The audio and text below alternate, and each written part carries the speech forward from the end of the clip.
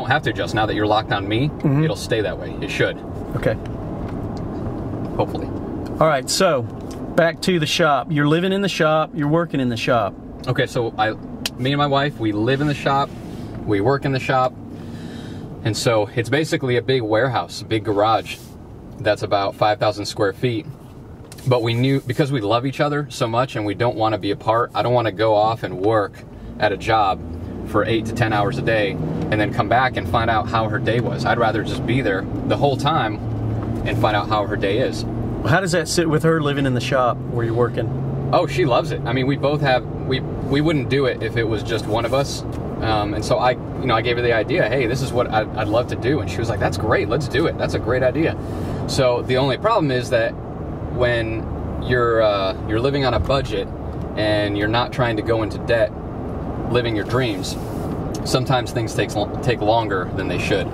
And so with trying to build a living space in the workshop, it's taken a little bit longer than necessary, and so we've kind of had to make do. How long's long? We've been there for probably over a year now. Okay. And so we've got everything we need. We've got our bedroom, we've got a sink, kitchen, bathroom, all that set up, but it's spaced out in the shop. Like, our bedroom is in the front part of the shop where we have AC. Our kitchen is in the back, so it's kind of klooged together. All right, so you're a dude, and camping out, roughing it, and all that is cool. Women generally kind of like to build their nest after they get married. They start wanting to nest build, and then and so there's a little bit of nesting that happens when you get married. You want to make your place nice, but then when you have a baby on the way, you really want to get things set. So that's where we're at right now, is trying to be able to build our living space all in one like we envisioned it originally. And so we're on our way to doing that. And so the first thing we need to do is to finish the wall that separates the work from the living. And so that way there's a total separation, and I can walk 20 feet into my workspace and not have it interfere with our living space. So you kind of got to fix the fix shop. Got to fix the fix shop. We've got a wall going up that's 50 feet wide, 14 foot tall. And so I've got a ton of guys in here helping me out. My brother-in-law, my father-in-law, a bunch of guys from the church that we go to, friends, just everybody coming in and pitching in to help us out with this. So it's pretty amazing. You find out who your friends are when you got something like this going on. Yeah, this kind of thing and moving. Yeah, exactly. Yeah. So, how's Laura doing as far as the expecting mom, first baby for both of y'all, and all this stuff? I'm listening. I just got cream cheese on my eye. Oh, okay.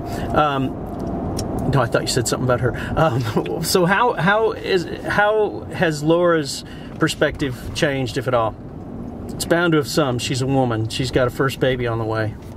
I wouldn't say that her perspective has really shifted much, other than the things that we already wanted to do. She just wants to do them. Like building, a livable workspace building a living space that is finished.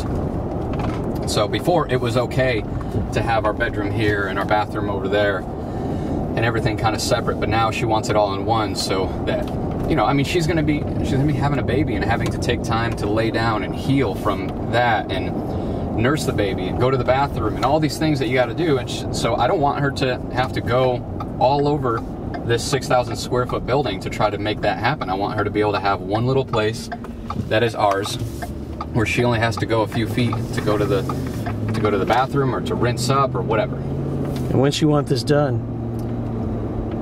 About 6 months ago. Hold on a second. I totally went into darkness there. That's fine. It's coming up again. Yeah.